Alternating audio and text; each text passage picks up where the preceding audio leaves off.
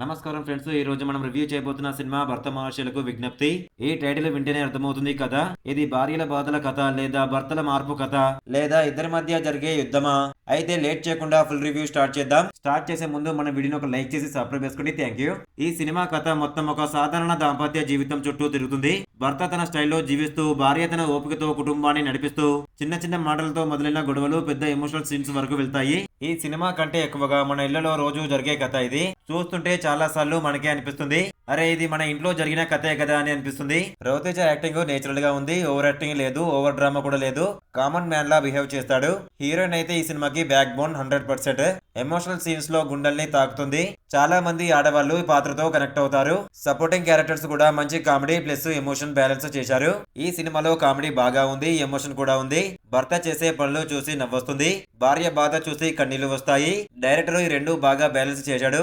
అందుకే cinema bore అనిపించదు. Director clear గా ఒక మెసేజ్ ఇవ్వాలనుకున్నాడు.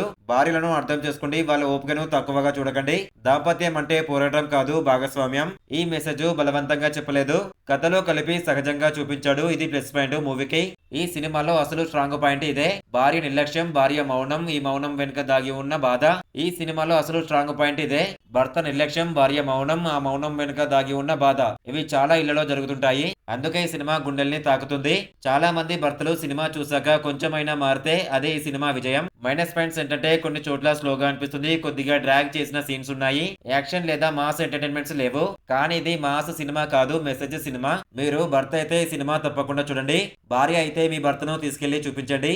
ఈ రివ్యూ నచ్చితే లైక్ చేయండి. ఇలాంటి ఇంట్రెస్టింగ్ మూవీ రివ్యూస్ కావాలనుకుంటే మన ఇన్స్టాగ్రామ్, టెలిగ్రామ్, వాట్సాప్ గ్రూప్ లో చేయండి. బెస్ట్ మూవీస్ వస్తాయి ప్రతిరోజు. డిస్క్రిప్షన్ లో లింక్ ఇచ్చాను, వాట్సాప్ గ్రూప్ లో జాయిన్ అవ్వండి. Thank you.